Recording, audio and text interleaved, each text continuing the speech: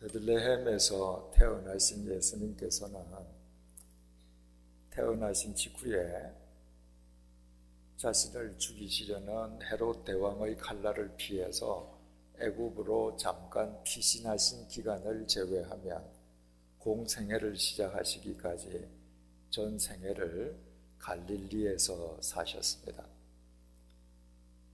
남북 길이 80km 그리고 동서 폭이 45km에 달하는 갈릴리는 이스라엘 땅 관점에서 보면 좁지 않은 땅이고 미국 땅 관점에서 보면 참으로 좁은 땅입니다.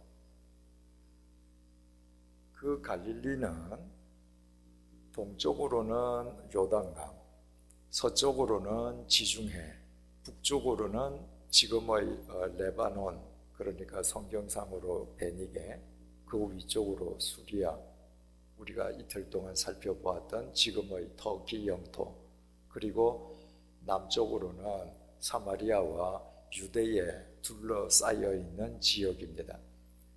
로마의 역사가 요세푸스는 그 갈릴리에는 크고 작은 성읍이 204개가 있었는데 그 모든 성읍의 남정네들은 한결같이 가난한 어부거나 아니면 목자거나 또는 농부들이었다고 증언하고 있습니다. 바로 그 가난한 갈릴리에서 주님께서 당신의 공생애를 시작하셨습니다. 갈릴리에서 시작하신 주님의 공생애의 내용이 어떠했었는지를 오늘 본문이 보여주고 있습니다. 23절을 보시겠습니다.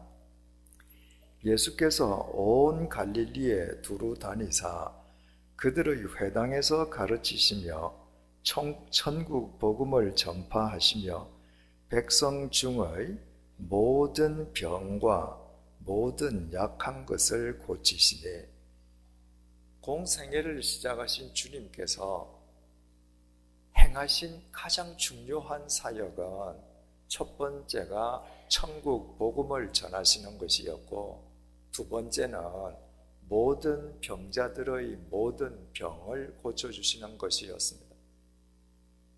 초기 주님의 공생애 사역은 말씀 사역 그리고 치유 사역, 이 두 가지로 나타났던 것입니다. 예수님께서 병자들의 병을 고쳐주신다는 소문이 삽시간에 퍼져나가기 시작했습니다.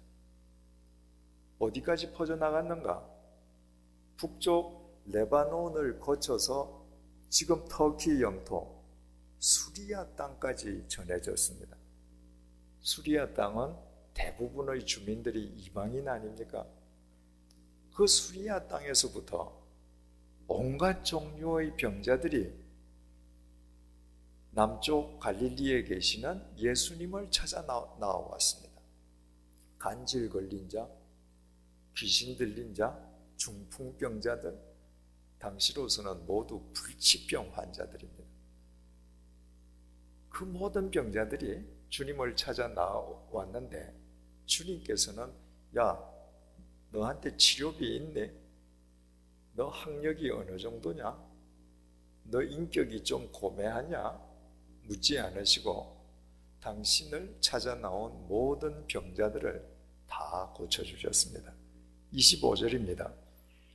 갈릴리와 데가볼리와 예루살렘과 유대와 요단강 건너편에서 수많은 무리가 따르니라. 갈릴리에 204개의 성읍이 있다고 말씀드리지 않았습니까? 그 204개의 성읍 곳곳에서 사람들이 모여드는 것은 말할 것도 없이 데가볼리에서도 사람들이 모여들었습니다. 데가볼리는 10개의 도시들이라는 의미인데 헬라 제국의 알렉산더 대왕이 죽은 뒤에 그 후계자들이 헬라인들을 위해서 건설한 10개 도시 연맹체를 의미합니다. 이 10개 헬라인 도시 자체가 이스라엘 전역에 퍼져 있는 거예요. 이스라엘 전역에 퍼져 있는 그 헬라인 도시 사람들이 예수님을 찾아와서 병을 고침 받았습니다. 그 헬라인 도시에 사는 사람들 모두 다 이방인들이죠. 요단강 동편에 있는 사람들이 주님을 찾아왔습니다. 병자들이죠. 예루살렘과 유대에 있는 사람들이 주님을 찾아 올라왔습니다. 남쪽에 있는 사람들이죠. 주님께서는 지금 갈릴리에 계시는데 갈릴리 동서남북은 말할 것도 없고 갈릴리를 둘러싸고 있는 지역 가운데에서 서쪽 지중해 사람이 살지 않는 바다만 제외하고 남쪽에서 동쪽에서 북쪽에서 온갖 병자들이 다 주님을 찾아왔습니다. 그리고 주님께서는 그들을 조금도 차별하시지 않고 그들의 병을 다 고쳐주셨습니다. 이처럼 주님의 공생의 초기에 인간 육체 질병의 치유 사역은 대단히 중요한 비중을 차지했었습니다. 그렇다면 우리는 여기에서 질문을 제기하지 않을 수 없습니다. 왜 주님은, 삼위일체 하나님은 인간에게 병 주고 약 주시느냐 말입니다. 인간을 사랑하시면 처음부터 병들지 않게 해주셔야지. 왜 창조주께서 이 연약한 피조물을 병들게 하시고 병에 시달리게 한 다음에야 치유해 주시는 은혜를 베푸시는가? 창조주이신 삼위일체 하나님이 연약한 피조물을 데리고 장난치시는 건가? 적어도 자신의 몸이 심한 질병에 시달린 그리스도인이라면 또는 가족 가운데에 심한 질병에 걸려 있는 분을 부양해야 하는 그리스도인이라면 생애 한 번쯤은 이런 질문을 하나님 앞에 제기해 보았을 것입니다. 하나님, 왜 병 주고 약 주십니까? 한 교우님이 제게 믿음의 어려움에 대해서 하소연을 했습니다. 자신은 지금까지 하나님께서 살아 계신다는 사실에 대해서는 단 한 번도 의심한 적이 없다고 했습니다. 그러나 이 세상에서 일어나고 있는 사건들을 보면 하나님이 그 모든 사건들을 섭리하신다면 하나님께서 너무너무 잔인하게 여겨져서 성경이 우리에게 증언하는 사랑의 하나님을 자신은 도무지 믿을 수가 없다는 것입니다. 그리고 대화 중에 그분이 든 예가 바로 동물 세계의 먹이 사슬이었습니다. 우리가 잘 아는 것처럼 동물 세계는 먹이 사슬로 엮어져 있습니다. 약하고 여린 것이 강하고 거친 것의 밥이 되는 것입니다.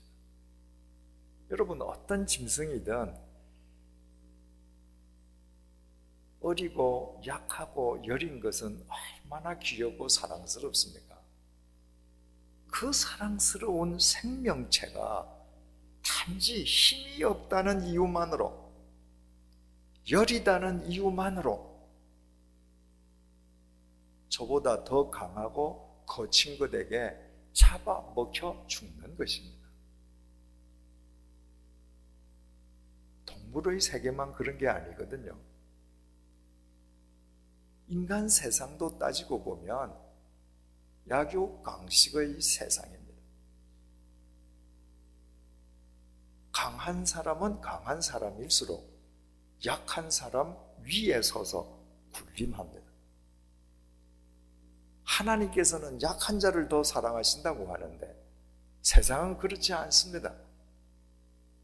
언제나 힘있고 강한 사람 편입니다. 확실히 그 성도님의 지적에는 일리가 있습니다. 왜 하나님께서는 사랑의 하나님이시라고 하는데 동물의 세계 속에, 당신이 창조하셨다는 동물의 세계 속에 그 잔인한 먹이 사슬이 있게 하셨는가? 하나님은 정의의 하나님이시라는데 왜 공의의 하나님이 창조하신 이 인간 세상은 약육강식의 세상이 되고 말았는가? 우리는 질문하지 않을 수 없습니다. 이사야 선지자가 역사의 종말이 도래했을 때 이루어질 새 하늘과 새 땅에 대해서 이렇게 증언합니다. 이사야서 11장 6절에서 9절 말씀입니다. 그때에 이리가 어린 양과 함께 살며 표범이 어린 염소와 함께 누우며 송아지와 어린 사자와 살찐 짐승이 함께 있어 어린아이에게 끌리며 그것들의 새끼가 함께 엎드리며 사자가 소처럼 풀을 먹을 것이며 젖먹는 아이가 독사의 구멍에서 장난하며 젖된 아이가 독사의 굴에 손을 넣을 것이라.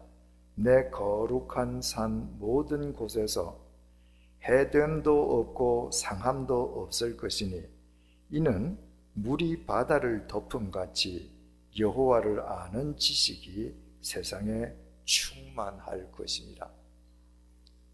새 하늘과 새 땅이 되면 이리와 양이 함께 논다는 겁니다. 현실적으로는 불가능합니다. 먹이 사슬의 관점에서 볼 때 이리는 육식동물입니다. 양은 초식동물입니다. 이리와 양이 함께 있으면 100% 양은 먹혀 죽습니다. 그런데 그날이 되면 육식동물과 초식동물이 한데 어우러져서 산다는 것입니다. 표범과 염소도 절대로 한데 어우러질 수 없습니다. 표범은 육식동물이고 염소는 초식동물이거든요. 같이 있으면 염소가 당합니다. 송아지와 사자도 함께 있을 수 없습니다. 송아지는 반드시 사자의 밥이 되고 맙니다. 그런데 새 하늘과 새 땅이 되면 이 맹수들과 약하고 여린 것들이 서로 싸우지 않고 서로 잡아먹거나 잡아먹히지 않고 함께 공존한다는 것입니다. 말하자면 동물 세계의 먹이 사슬이 해체된다는 것입니다. 사자는 풀을 먹고 못 삽니다. 사자는 반드시 짐승의 고기, 다른 짐승을 잡아먹어야 생존하는 육식동물입니다. 그런데 새 하늘과 새 땅이 이르면 육식동물인 사자가 풀을 뜯어먹고 생존하는 초식동물로 바뀐다는 거예요. 바꾸어 말하면 새 하늘과 새 땅이 도래하면 육식동물이 더 이상 없어지고 모든 지상의 짐승들이 초식동물이 되므로 동물의 세계에서 먹이사슬이 끊어진다는 것입니다. 그래서 표범과 염소가, 양과 이리가, 송아지와 사자가 한데 어우러질 수 있다는 것입니다. 생각만 해도 환상적이고 평화롭고 아름다운 광경입니다. 여기에서도 질문이 제기됩니다. 왜 하나님께서는 역사의 종말이 되어서야 새 하늘과 새 땅이 이르게 될 그때에야 동물의 세계에서 잔인한 먹이 사슬을 해체하시는가? 왜 지금은 해체해 주시지 않는가? 아니, 왜 하나님께서는 천지를 창조하실 때 그때부터 동물의 세계에 아예 먹이 사슬이 없도록 하시지 않았는가? 적어도 지성을 지닌 그리스도인치고 이런 질문을 한두 번 정도 하나님에게 솔직하게 던져보지 않은 그리스도인들은 드물 것입니다. 대단히 논리적이고 지적인 질문 같죠. 이 질문에 대한 해답은 지극히 간단합니다. 그 질문 자체가 틀렸다는 것입니다. 창세기 1장은 하나님께서 천지를 어떻게 창조하셨는지 구체적인 내용을 우리에게 전해줍니다. 하나님께서 궁창 하늘을 만드셨습니다. 그런데 오늘날의 자연 세계와 하나님께서 천지를 창조하실 때의 자연 세계는 근본적으로 달랐습니다. 하나님께서 천지를 창조하실 때에는 하늘을 만드셨는데 하늘 위에도 물을 두시고 하늘 아래에도 물을 두셨습니다. 하늘 아래의 물은 두말할 것도 없이 호수, 강, 바닷물들입니다. 하늘 위의 물, 하나님께서 창조하실 때는 요즘 용어로 설명하자면 지구의 대기권 밖을 물청이 둘러싸고 있었던 것입니다. 그러니까 하나님께서 창조하셨을 때의 이 세상은 인간에게 태양빛이 직접 닿지를 않았습니다. 대기권 밖에 있는 두터운 물청을 뚫고 태양의 직사광선이 들어와야 되는데 그 물청을 뚫고 들어올 수가 없는 것이죠. 그래서 지상에 사는 인간은 태양의 직사광선의 폐해에 노출되지 않았습니다. 두터운 물청이 대기권을 둘러싸고 있기 때문에 이 지구는 마치 따뜻한 온실 효과 같은 현상을 이루게 되는 것이죠. 바로 그와 같은 자연 조건이었기 때문에 하나님께서 인간을 창조하시고 그들이 범죄로 말미암아 실나곤 한 뒤에도 인간의 수명이 수백 년에 달했던 것입니다. 900년 이상을 살 수 있었던 것, 그와 같은 특수한 자연 조건 속에서 가능할 수 있었던 일이었습니다. 하나님께서 천지 창조 시에 인간을 만드시고 인간에게 먹거리를 주셨습니다. 하나님께서 인간에게 허락하신 먹거리가 뭐냐? 지상의 채소 그리고 나무의 열매들이었습니다. 물이 대기권을 감싸고 있는 그 자연 조건 속에서 인간은 육식을 할 필요가 없었습니다. 이 지상의 인간들은 채식만으로 살아가도 영양분을 공급받는 데에 조금도 부족함이 없었던 것입니다. 하나님께서 지상에 각종 동물을 만드셨습니다. 공중에 각종 새를 만드셨습니다. 그리고 사자야, 표범아, 이리야, 너희들은 약한 거 잡아먹는 육식동물이 되거라, 그렇게 말씀하시지 않았습니다. 하나님께서는 지상에 있는 모든 동물, 공중에 있는 모든 새들에게 먹을 양식을 주셨는데 똑같이 풀이었습니다. 하나님께서 천지 창조하실 때에 바꾸어 말씀드리면 육식동물이 없었습니다.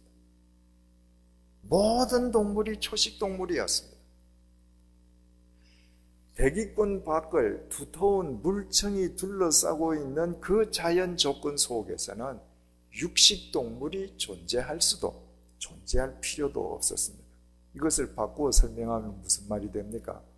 하나님께서 천지를 창조하실 때 육식동물이 없었다는 것은 천지 창조 시에는 동물의 세계에 먹이 사슬이 없었다는 얘기입니다. 그래서 하나님께서 천지를 창조하실 때에는 표범과 양이, 이리와 염소가, 송아지와 사자가, 그냥 뒹구는 평화로운 자연 세계였습니다. 그러나 인간의 범죄와 타락, 그리고 끝내 하나님의 말씀을 거부하는 인간의 완악함이 하나님의 심판을 초래했습니다. 우리가 잘 아는 물의 심판, 홍수의 심판입니다. 물로 지상의 모든 생명체를 썰어버리시는 하나님의 그 무서운 심판 속에서도 하나님께서는 의로운 노아 가족 8명을 살리셨습니다. 그 8명으로 하여금 방주를 짓게 하시고 지상에 있는 모든 짐승, 공중에 있는 모든 새들 각 2쌍씩을 그 방주로 불러들이심으로 그 홍수의 심판 속에서 살아남게 하셨습니다. 하나님께서 노아에게 노아 방주만 지으라고 명령하신 것이 아니라 그 방주에 피신해 있는 동안에 먹어야 할 양식, 노아 식구 8명뿐만 아니라 방주 속으로 들어가는 모든 짐승, 모든 새 각 2쌍씩이 먹어야 할 양식을 준비하게 하셨습니다. 노아가 방주 속으로 들어간 날은 600세 되던 해 2월 10일입니다. 그리고 노아가 그 방주에서 나온 것은 600세 되던 해 2월 27일입니다. 601세 되던 해 2월 27일입니다. 그러니까 노아가 그 방주 속에 얼마나 있었는가? 1년 17일 동안 있었습니다. 많은 사람들은 노아가 방주 속에 40일 있었다고 착각합니다. 그것은 비가 온 날이 40일이죠. 비가 오고 나서 그 물이 세상에 창일, 찰랑찰랑 넘쳤던 기간만도 150일입니다. 나머지 날들은 그 물이 다 빠지고 마르는 데 소요되었습니다.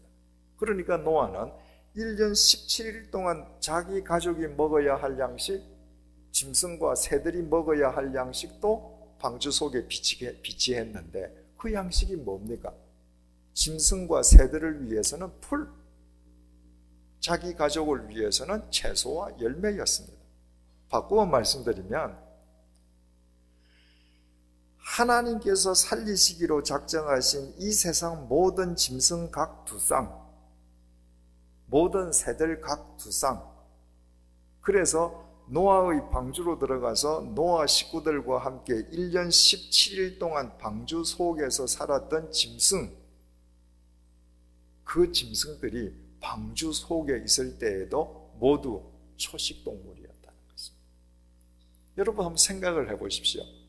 만약에 방주로 짐승들이 들어갔는데 그때 육식동물이 있어서 동물의 세계에 먹이 사슬이 있었다. 그 방주가 구원의 방주가 되겠습니까? 사자, 호랑이 정도 빼고는 다 죽었겠죠. 다 잡혀 먹었겠죠. 1년 17일 동안. 어쩌면 다른 거 다 잡아먹고 더 이상 먹을 게 없어서 노아 8 식구도 잡혀 먹었을는지 모릅니다. 노아의 방주가 구원의 방주일 수 있었던 것은 그 방주 속에 들어가서 1년 17일 동안 사는 동안에도 모든 동물들이 초식 동물이었기 때문에 가능했던 것입니다. 창세기 7장 11절에서 12절입니다. 노아가 600세 되던 해 둘째 달 곧 그 달 11의 날이라. 그날에 큰 기품의 샘들이 터지며 하늘의 창문들이 열려 40주야를 비가 땅에 쏟아졌더라. 노아가 600세 되던 해 6월 10일 날 방주 속으로 들어갔더니 하나님께서 밖에서 문을 닫아 거우셨습니다.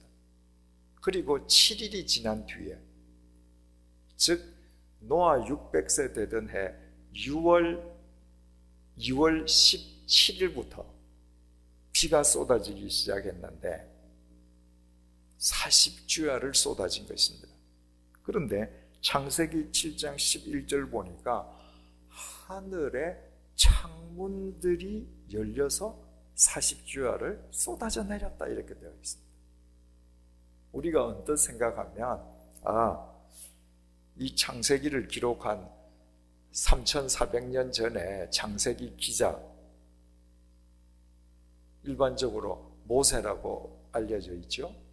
모세가 3400년 전에 전혀 과학적인 안목이 없었기 때문에, 지식이 없었기 때문에 하도 비가 많이 쏟아지니까 하늘에 구멍이 뚫려서 물이 줄줄 샌다고 여겨서 하늘에 창문들이 열렸다고 썼구나. 그것이 아닙니다.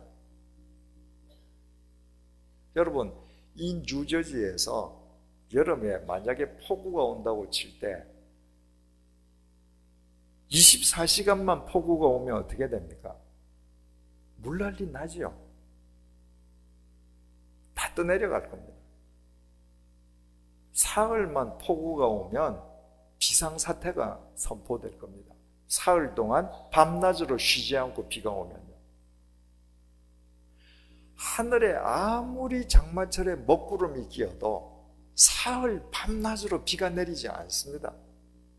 비가 오다가 멎다가 또 구름이 형성돼서 또 오다가 멎다가 이렇게 해서 장마철이 계속되죠. 40일 밤낮을 내린 이 비는 구름층에서 형성된 비가 아니었습니다. 구름층에서 형성된 비라면 절대로 40주야를 내릴 수 없습니다. 이때 비라고 표현된 이 물은 무엇인가? 대기권 밖을 감싸고 있던 하늘 위 궁창 위의 물층이 떨어져 내린 것입니다. 그래서 그 물들이 대기권 밖에 그대로 물층을 이루고 있었는데 하나님께서 그 물층이 떨어지도록 하늘을 열어버리셨다는 겁니다. 그 물이 40주야를 쏟아졌습니다. 바꾸어 말하면 태양의 직사광선이 인간에게 닿지 않도록 차단막 역할을 해주던 보호막이 사라져버린 것입니다. 그 이후부터 인간은 태양의 직사광선을 직접 맞으면서 살아야 되게 되었습니다. 생태계, 자연계의 대변화가 일어난 것이죠. 그 이후에 인간과 동물의 세계에 중요한 변화가 일어나기 시작합니다. 첫 번째가 인간의 수명이 단축되기 시작하는 것입니다. 노아 홍수가 일어나서 직사광선의 폐해를 막아주는 차단막, 대기권 위의 물이 다 없어진 후부터 인간의 수명이 600년, 500년, 400년, 300년, 200년, 100몇십 년 계속 줄어듭니다. 두 번째가 창세기 9장 3절입니다. 하나님께서 노아에게 이렇게 말씀하십니다.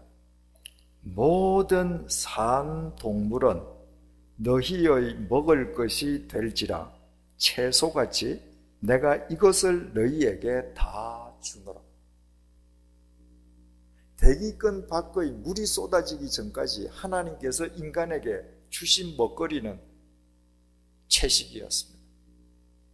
그런데 인간이 직사광선의 폐해에 노출되기 시작하면서 하나님께서 노아에게 말씀하셨습니다. 모든 짐승을 너희들의 먹거리로 준다. 왜요? 이 직사광선의 폐해 속에서는 인간이 육식을 해야 생존되도록 하나님께서 만든 인간이 그런 존재임을 하나님께서는 알고 계셨기 때문입니다.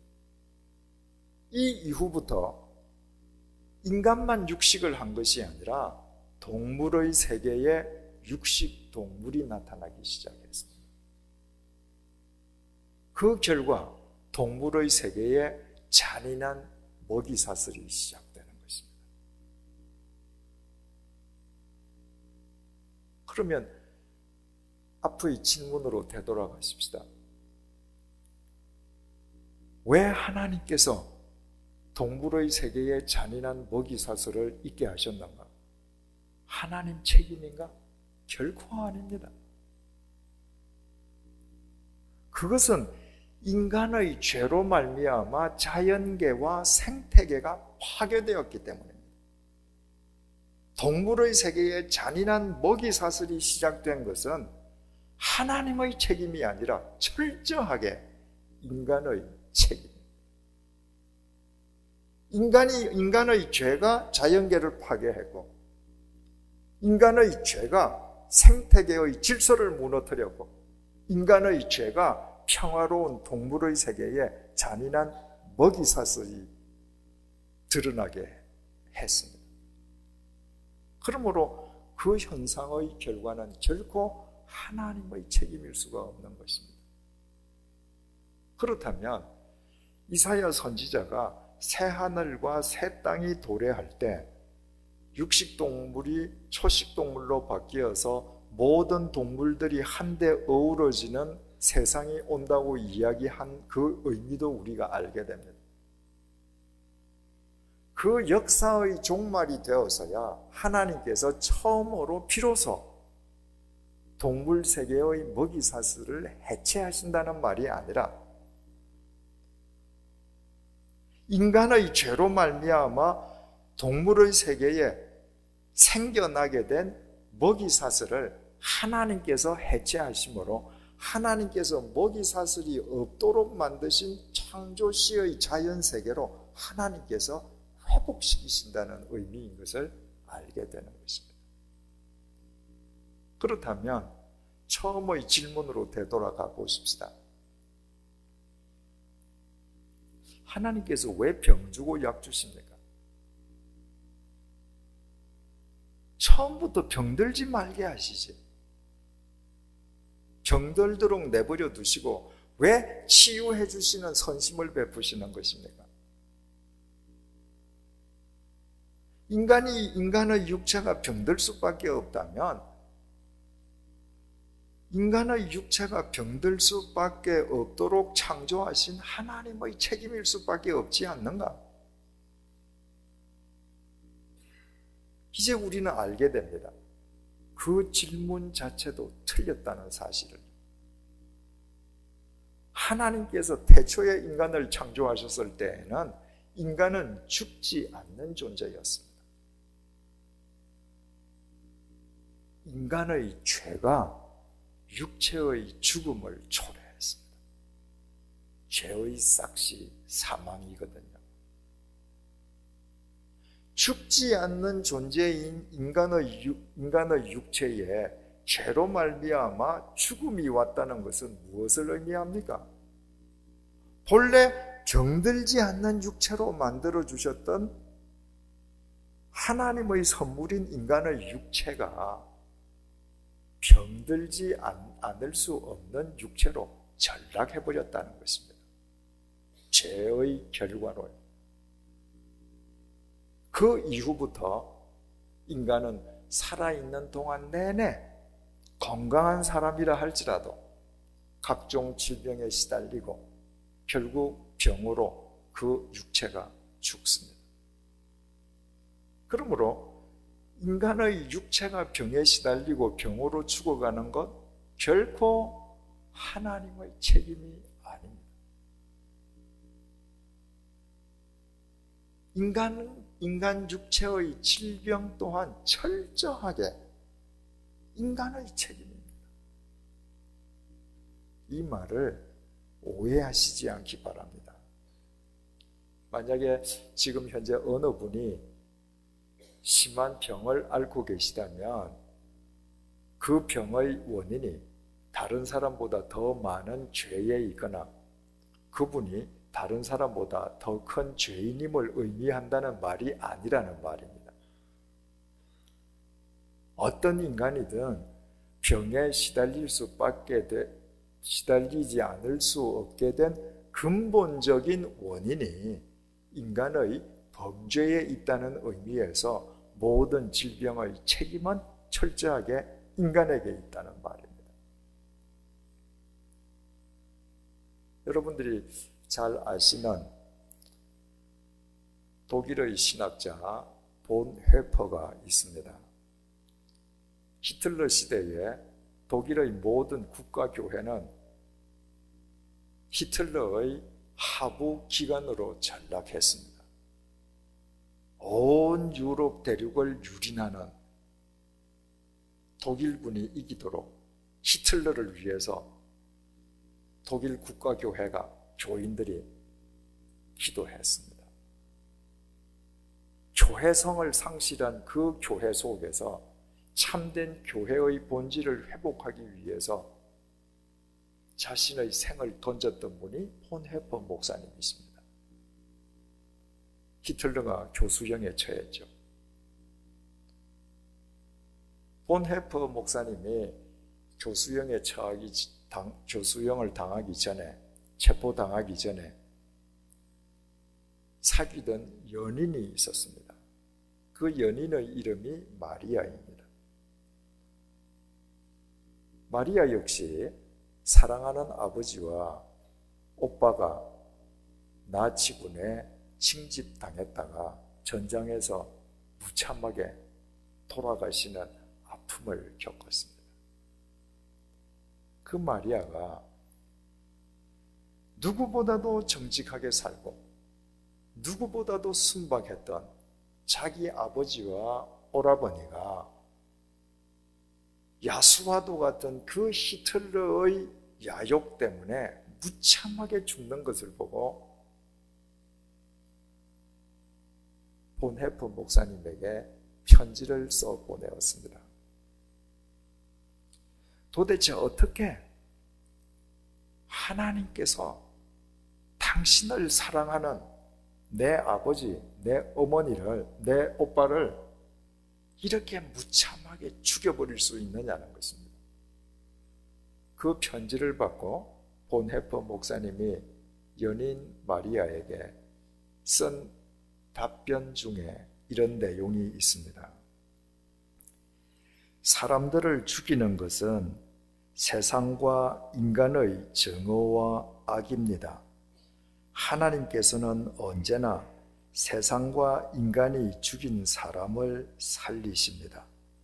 하나님께서 당신의 아버지와 오빠의 삶을 마치게 하신 것이 아니라 그분들로 하여금 새로운 삶을 영원토록 시작하게 하셨습니다. 여러분, 하나님의 구원과 사랑을 이보다도 더 간단 명료하게 구체적으로 표현할 수 있겠습니까? 히틀러는 마리아의 아버지와 오빠를 죽였습니다. 그러나 하나님은 그 아버지와 오빠를 예수 그리스도의 십자가 안에서 영원히 살리셨습니다. 이것이 본헤퍼 목사의 답변입니다. 우리가 살고 있는 이 세상에서 일어나고 있는 모든 문제, 잔인하게만 보이는 모든 사건, 그 모든 원인과 책임은 바로 우리 자신에게 있습니다. 우리의 죄가 자연계와 생태계를 파괴시켰고, 우리의 죄가 동물의 세계에 잔인한 먹이사슬을 초래하게 했고, 우리의 죄가 우리의 육체가 질병의 노예가 되게 했고, 우리의 죄가 우리로 하여금 사망의 올무에서 벗어나지 못하게 한 것입니다. 그럼에도 불구하고 하나님께서는 자기 인생뿐만 아니라 이 세상을 문제투성이로 전락시킨 인간을 외면하시지 않습니다.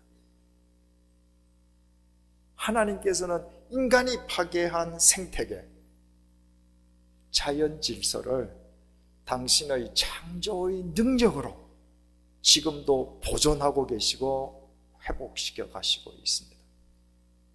인간이 아무리 오염시켜도 회복시키시는 분은 하나님이십니다. 육체가 질병의 노예로 전락해버린 인간을 위해서 하나님께서는 인간들에게 의학의 진보라는 선물을 주셨습니다. 의학의 진보라는 선물을 주시지 않았으면 불과 40년대, 50년대 한국 남성의 평균 수명 50세 정도를 따진다면 저는 이 세상에 존재하지 않습니다. 그뿐만이 아닙니다.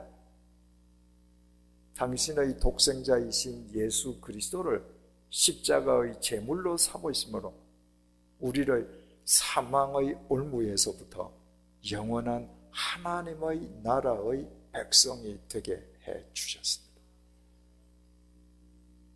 예수님께서 이렇게 말씀하셨습니다.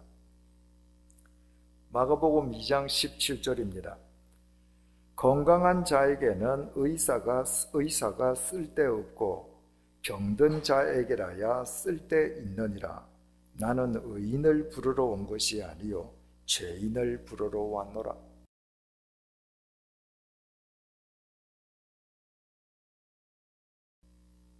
우리의 영혼이 병들지 않았다면, 우리로 인해서 이 자연계가 병들어서 신음하지 않는다면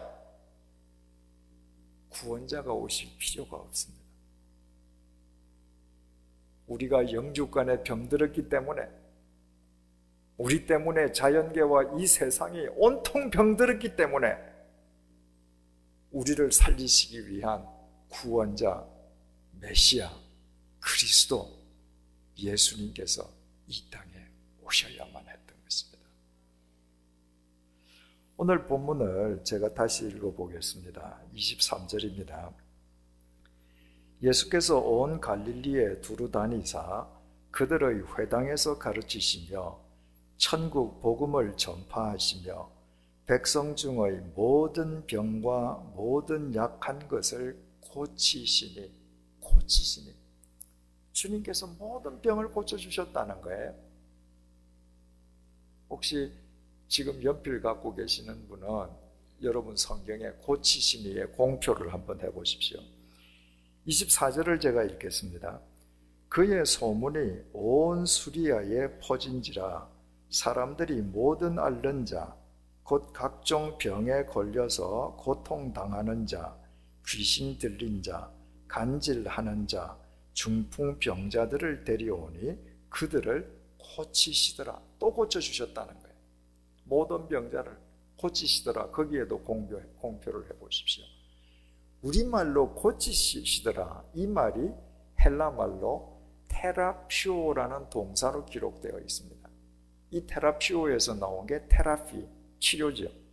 중요한 것은 헬라어 동사 테라피오는 고치다는 의미만 있는 것이 아니라 섬기다는 의미가 동시에 있습니다. 하나님께서 인간을 위해서 섬기기 위해 오신 분이 예수님이십니다. 인간을 섬기시기 위해 테라피오 하기 위해 오신 주님이시기에 인간의 질병을 테라피오 치유해 주시는 것은 너무나 당연한 일이었죠. 그래서 예수님의 초기 사역에 인간 육체의 치유 사역은 대단히 중요한,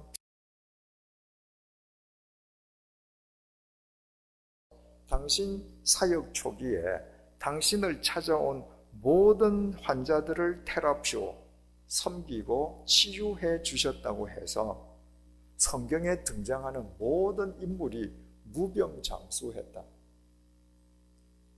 성경에 등장하는 모든 신앙 위인들이 아무 병에 걸리지 않고 병이 걸려서도 주님께서 다 고쳐주셨다. 그런 것은 결코 아닙니다. 여러분, 구약 성경에서 스케일이 크고 드라마틱한 하나님의 기적을 일으키는 도구가 되었던 사람은 모세입니다. 지팡이를 내어 밀면 홍해가 갈라지고 반석에서 물이 터지고 하늘에서 만나와 메추라기가 떨어지게 하고 얼마나 스펙타클합니까? 그런데 구약 성경을 계속 읽어보면 표적과 기사의 숫자를 따져서 가장 많은 표적과 기사를 행했던 선지자는 엘리사입니다.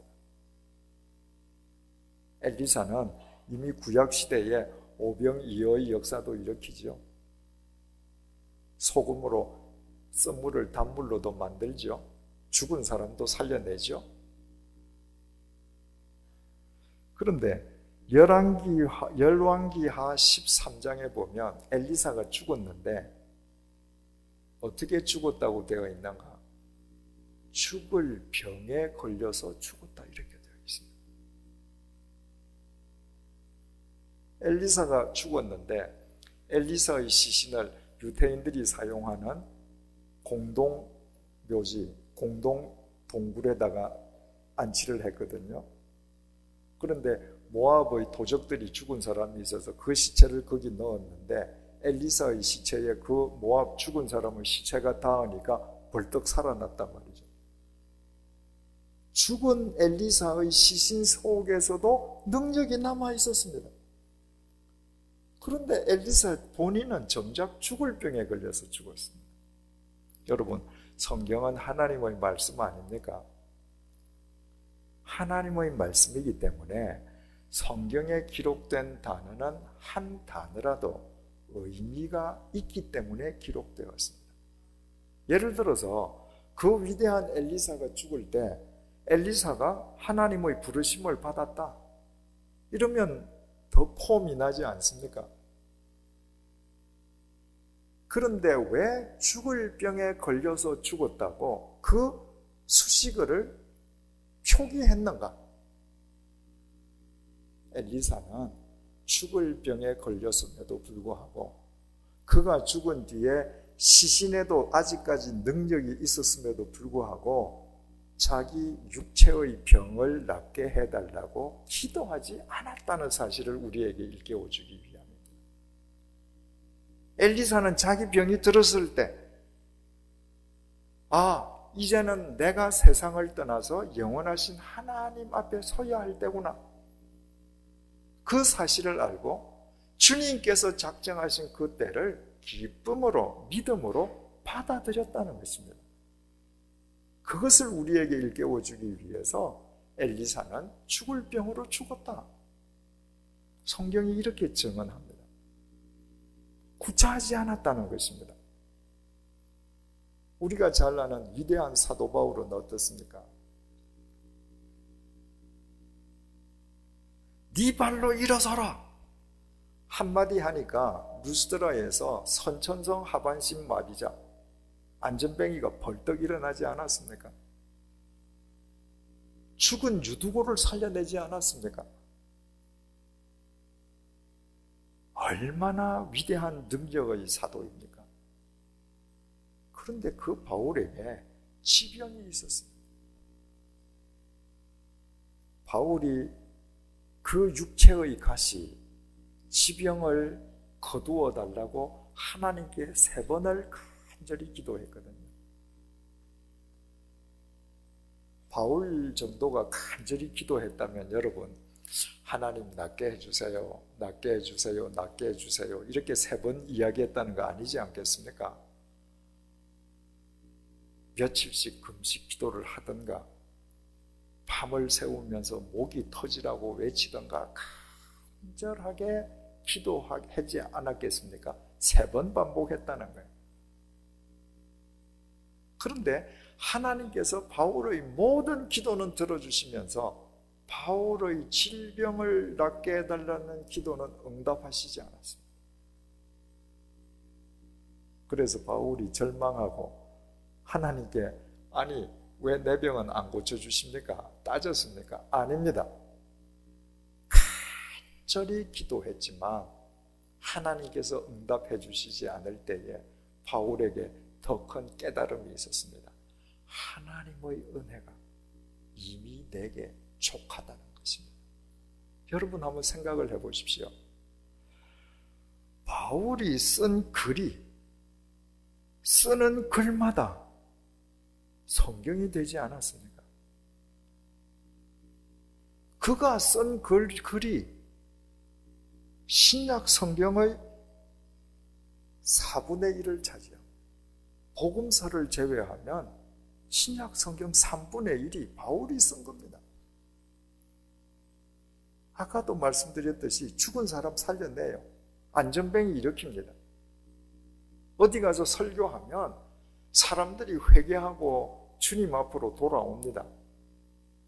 그 바울이 건강했으면 저는 바울이 교주가 되었을 것이라고 믿습니다. 인간은 죄성을 지녔고 인간은 자기도 모르게 교만에 빠지거든요. 하나님께서 그 지병을 낫게 해달라는 기도를 들어주시지 않았기 때문에 바울은 일평생 그 연약한 육체를 가지고 날마다 하나님의 은혜를 구하는 겸손한 삶을 살 수밖에 없었습니다. 그래서 바울이 뭐라고 그럽니까? 내가 가장 약할 때가 가장 강하다. 지병을 가진 육체로, 그 약한 육체로 자기 자신의 인생을 자기 자신이 지탱할 수 없음을 알기에 날마다 하나님의 은혜를 구할 수밖에 없었고, 약함 때문에 하나님께서 주시는 은혜가 자기 삶 속에서 넘침으로 자기가 더 강할 수 있었다는 것입니다. 신약 성경의 첫 번째 책이 마태복음 아닙니까? 마태복음을 읽으면 오늘 본문처럼 공생의 초기 예수님의 질병 치유 사역을 전해주는 오늘 본문처럼 마태복음 16장에 이르기까지는 주님께서 당신을 찾아오는 모든 병자들을 가리지 않고 고쳐주십니다. 그래서 마태복음 16장에 이르기까지 병자들을 고쳐주셨다는 내용이 가득 차 있습니다. 16장을 분기점으로 해서 16장 이후에는 주님께서 병자들을 고쳐주시지 않습니다. 환자가 찾아 나왔다는 기사도 없고 환자들을 고쳐주셨다는 기사도 없습니다. 단 예외가 3번 있습니다.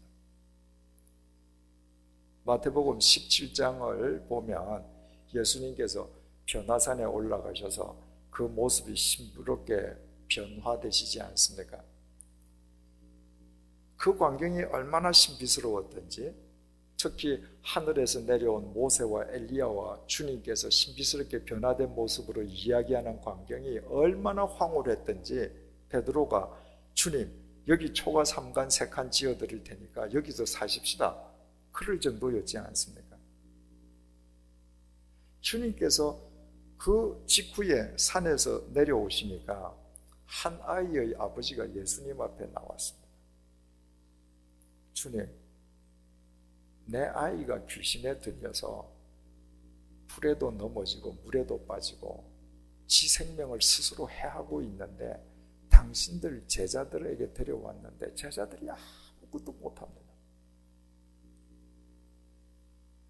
그랬더니 예수님께서 그 아이에서 귀신이 나가게 하시고 고쳐주십니다.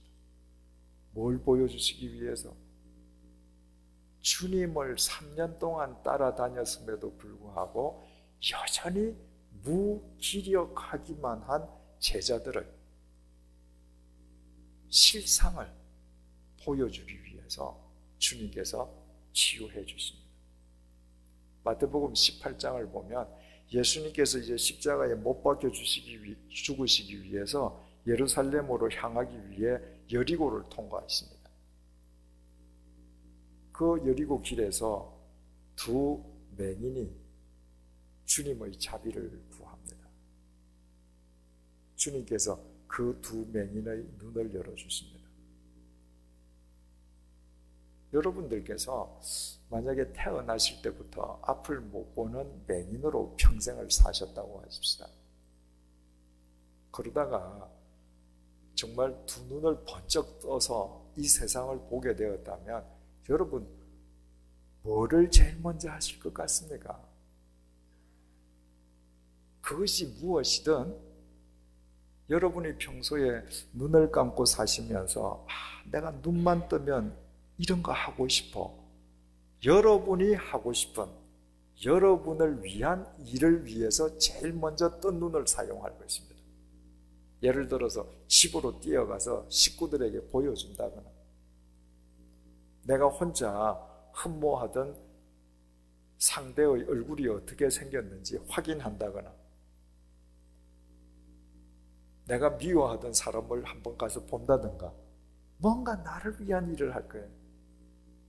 주님께서 두 맹인의 눈을 열어주시고 너희들 집으로 가거라 말씀하셨습니다. 그런데 이 맹인들이 집으로 가지 않고 자기가 하고 싶은 일을 하지 않고 주님을 따랐다고 복음서가 전합니다. 왜 주님께서 그 맹인들 눈을 열어주셨는가? 그 여리고 길에서 제자들은 뭐 하고 있었는가? 지금 예수님께서는 그 길을 십자가의 고난을 당하시기 위해서 가시는 겁니다. 그 길은 죽음의 길입니다. 고통의 길입니다. 그런데 그 길 위에서 제자들은 지금 뭐 하느냐 하면, 예수님이 지금 초능력의 슈퍼맨이신데 예루살렘에 들어가시면 반드시 빌라도 총독 쫓아내고 정치적인 독립을 쟁취하시고 집권하실 테니까 네가 좌의정할래? 내가 우의정할까? 네하고 내 중에서 누가 서열이 더 높은 자리 차지할까? 싸웠습니다. 두 제자들은 눈을 뜨고 있지만 자신들과 함께 동행하시는 주님에 대해서 여전히 맹인 상태입니다. 그러나 맹인이었던 두 사람은 눈을 뜨는 즉시 은인인 예수님이 아니라 이분이 그리스도라는 사실을 알고 쫓습니다. 주님을 아는 눈뜬 두 맹인, 눈을 뜨고 있지만 여전히 소경인 12제자들, 그 두 그룹을 대비해서 보여주시기 위해서 여리고에서 두 맹인을 고쳐주십니다. 마태복음 16장 이후에서 주님께서 마지막으로 병자들을 고쳐주신 기록은 마태복음 21장에 나옵니다. 예수님께서 예루살렘 성전에 들어가셨는데 성전이 장사꾼들로 가득 차 있습니다. 예수님께서 분노하셨죠. 그 장사꾼들의 좌판을 둘러 엎으시고 노끈으로 채찍을 만들어서 그들을 쫓아내셨습니다. 내 아버지의 집은 기도하는 집인데 너희들이 강도의 구혈로 만든다고 경노하셨습니다. 그러니까 그 상인들로 오염되었던 성전을 주님께서 정화시키신 것입니다. 깨끗해졌죠. 그때 맹인과 전원자들이 주님 앞으로 나오므로 주님께서 그들을 고쳐주셨다고 기록이 되어 있습니다. 우리에게 뭘 일깨워주기 위함입니까? 사도 바울은 벽돌로 된 집이 성전이 아니라 예수 그리스도의 구원 이후에 성전은 우리 자신이라고 그러지 않습니다. 우리 자신을 한번 들여다보십시오. 마태복음 21장 더러운 상인들로 가득 찬 강도의 구혈로 변한 예루살렘 성전과 똑같지 않습니까? 이 속이 온갖 더러운 탐욕과 욕망과 거짓으로 가득하지 않습니까? 그러니까 우리의 몸은 예배당을 다닌다 할지라도 우리의 심령 속에 하나님의 생명과 능력이 임하는 주님의 통로로 쓰임받지 못하는 것입니다. 그러므로 성전 정화를 통해서 그 성전이 비로소 주님의 치유의 통로가 되듯이 성전인 너희의 심령을 정화시키면 주님의 치유의 생명의 능력은 언제든지 너희들을 통해서 역사한다는 것을 보여주시기 위해서 정화된 성전에서 병자들을 고쳐주신 것입니다. 이 세 예외 이외에는 마태복음 16장 이전처럼 찾아오는 병자 다 고쳐주셨다, 온갖 병자들, 각색 병을 앓는 사람들 다 고쳐주셨다, 나오지 않습니다. 이유가 왜 그럴까요? 어제 말씀드렸듯이 마태복음 16장 16절에는 위대한 베드로의 신앙 고백이 나옵니다. 주는 그리스도시요 살아계신 하나님의 아들이십니다라는 고백입니다. 주님께서 그 반석과도 같은 베드로의 고백 위에 내 교회를 세우리라 말씀하시지 않습니까? 나사렛 예수, 인간의 몸을 입고 오신 예수, 그분이 바로 성자 하나님, 메시아시라는 거예요. 그 사실이 베드로의 입에 의해서 밝혀지는 즉시 예수님께서 말씀하십니다. 이제 나 예루살렘에 올라가면 십자가에 못 박혀 죽을 것이다. 그러나 3일째 되는 날 얘들아 내가 살아날 거야. 주님께서 십자가 고난과 부활을 통해서 인간을 구원하시고 모든 인간의 구원을 위한 구원 사역을 성취하실 것임을 밝히신 것입니다. 여러분, 우리가 사도신경으로 우리의 신앙을 하나님께 고백하는데 사도신경 내용을 잘 생각해 보십시오. 여러분에게 신앙 고백서를 쓰라고 하면 어떻게 쓰시겠습니까? 대부분의 교인들이 세례를 받기 위해서 신앙 고백서를 제출할 때 이런 내용들을 씁니다. 예수님께서 가나의 혼인잔치에서 물로 포도주를 변화시킨 건 믿습니다. 물 위를 걸어가신 것도 믿습니다.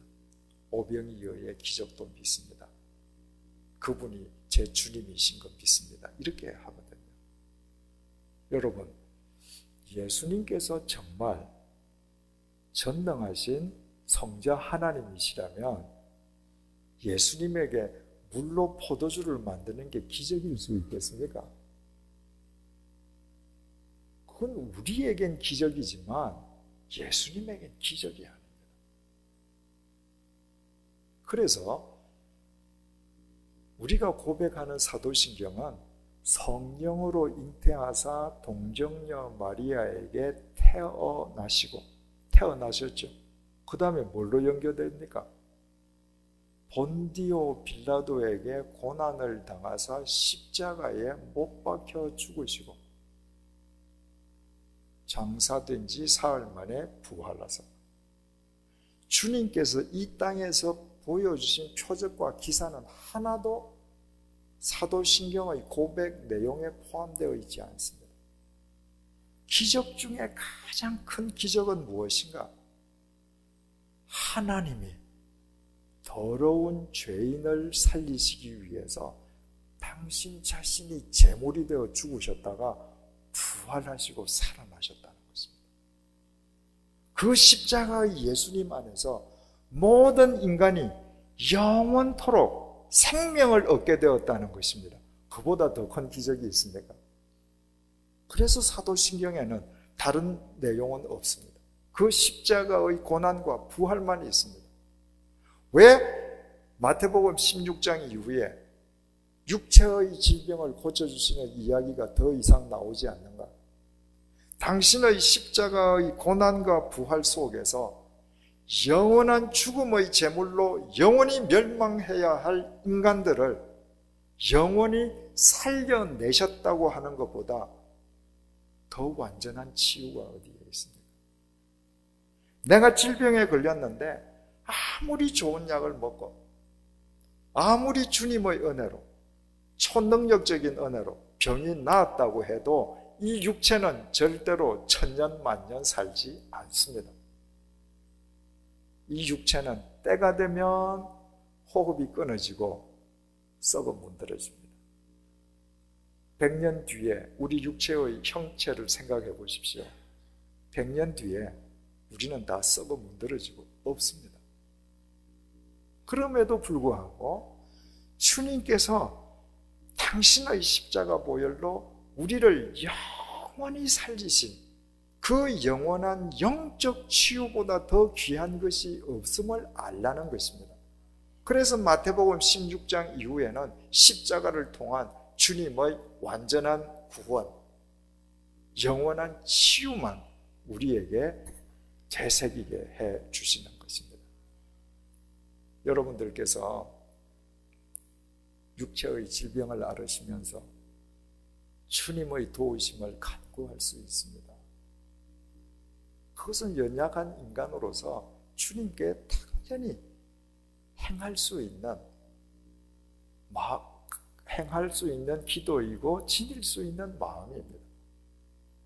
그러나 만약 여러분들이 기도하셨음에도 불구하고 여러분의 병이 낫지 않는다면 사도 바울처럼 마태복음 16장 이후로 성숙하게 여러분의 믿음의 장을 넘겨야 합니다. 사도 바울은 기도하고 질병을 고쳐달라고 했지만 나음을 입지 못하고 평생 병자로 살았지만 그러나 그는 병의 노예로 살지 않았습니다. 병자지만 병의 주인으로 살았습니다. 그래서 그 병자의 몸으로 날마다 주님의 은혜를 구하는 가운데에 우리가 아는 그 완전한 영적 사도의 발자취를 남길 수 있었던 것입니다. 모든 사람의 신앙은 마태복음 16장 이전부터 시작해야 합니다. 그러나 그 신앙은 자라가야 합니다. 그리고 때가 되면 16장 이후로 넘어가야 합니다. 그때 내 삶을 통해서 예수 그리스도의 십자가의 고난과 부활의 영광이, 섭리가, 열매가 드러나고 거두어지는 것입니다. 작년 4월 29일이었습니다. 그 일주일 전에 제가 병원에서 그 전립선 조직 검사를 받았습니다. 그 결과를 병원 의사 선생님, 장로님께서 저한테 전화로 통보를 해주신 것이죠. 제 전립선 12군데서 세포를 뜯어내어서 조직 검사를 했는데 11군데가 암세포로 나왔습니다. 그러니까 제 전립선이 온통 암덩어리로 가득 차 있었던 것이죠. 그래서 장로님께서 목사님, 암입니다. 12군데 중에 11군데가 암세포 나왔습니다. 제가 그 장로님으로부터 암 선고 전화를 받고 제가 처음으로 드린 답변이 뭔지 아십니까? 장로님, 감사합니다 였습니다. 그건 의례적인 인사가 아니었습니다. 전화를 통해서 장로님에게 드린 말이긴 하지만 실은 주님에 대한 제 고백이었습니다. 작년에 제 나이가 우리 나이로 65살이었습니다. 저는 늘 궁금한 점이 있었습니다. 하나님께서 내 인생을 어떻게 끝나게 하실까? 사람이 60이 넘으면 언젠가 세상을 떠날 때를 준비해야 되지 않습니까? 하나님께서 내 인생을 어떻게 끝나고 매듭짓게 하고 이 세상에서 데려가실 것인가? 늘 궁금증이 있었습니다. 그런데 장로님의 그 전화를 받으면서 궁금증이 풀렸기 때문에 제가 감사하다고 말씀을 드립니다. 여러분, 사람이 암에 걸리면 제가 작년 6월 21일 날 수술을 받았습니다만은, 그리고 올 1월 달에까지 방사선 치료 받았습니다만은, 암이라는 게 완치가 있습니까? 완치되었다고 믿었는데 15년 만에 재발하기도 하지 않습니까? 그러니까 암에 한번 걸렸다고 하는 것은 평생 조심하며 살아야 되는 것을 의미하는 것이죠. 여러분, 제 몸 속에 암세포가 들어있다면 그 암세포 때문에 나머지 모든 세포가 하나님 앞에서 더 겸손하고 하나님의 은혜를 더 구하면서 살 수밖에 없게 되지 않았습니까? 하나님의 섭리 속에는 어둠도 역사하지 않습니까? 어둠이 있어야 빛의 의미를 합니다. 하나님의 섭리 속에는 혼돈도 역사합니다. 카오스가 있어야 코스모스의 가치를 합니다. 하나님께서 제 몸속에 암세포가 있게 하심으로 저는 날마다 내가 가장 약할 때 주님의 은혜 속에서 내가 가장 강할 수 있다고 고백하면서 제 인생을 매듭 지을 수 있게 되지 않았습니까? 제가 만약에 나이 들어가면서 교만에 빠지고 이기적인 삶으로 제 인생을 매듭 짓고 하나님 앞에 선다면 하나님의 세마심을, 하나님의 평가를 제가 어떻게 받을 수 있겠습니까? 그러나 육체가 연약해졌기 때문에 오직 그분만 의지하면서 살게 되었다면 이것이야말로 감사의 조건 아니겠습니까? 제가 암 환자가 되고 나서 예전에 제가 읽고 감동을 받았다가 잊어버렸던 그 내용들 가운데에 두 내용이 절실하게 기억이 났습니다. 첫 번째는 일본의 여성 작가 미우라 아야코의 고백문입니다. 여러분이 아시다시피 미우라 아야코 여사는 평생 병자로 살았습니다. 젊은 시절에 척추 카리에스로 7년 동안 꼼짝없이 누워 있었습니다. 연세 드신 분들은 예전에 척추 카리에스가 얼마나 무서운 병인지 아시죠?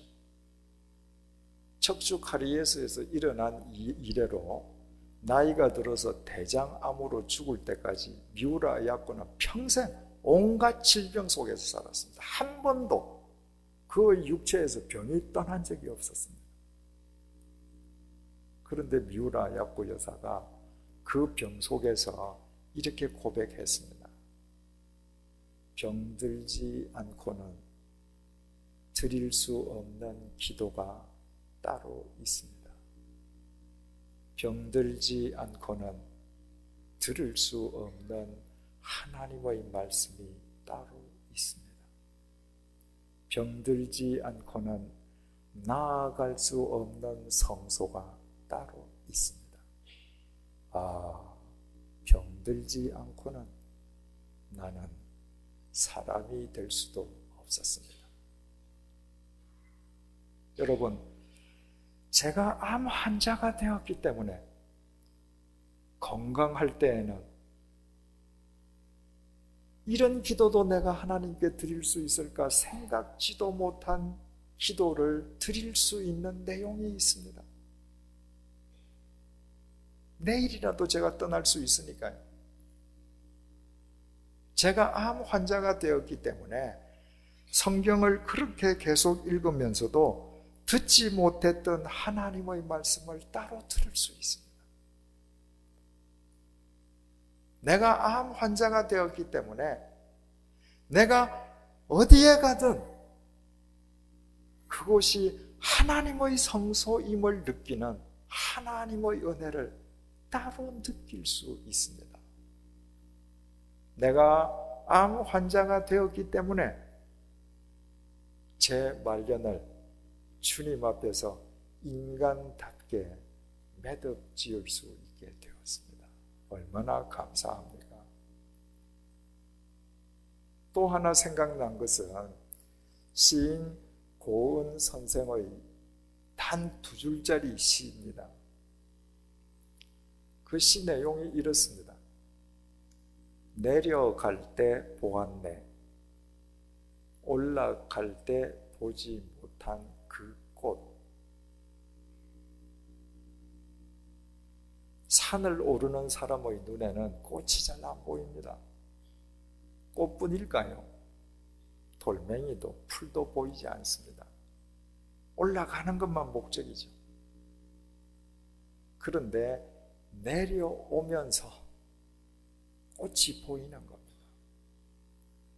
내려오면서 올라갈 때 보지 못했던 바위도 보이고 풀도 보이는 것입니다.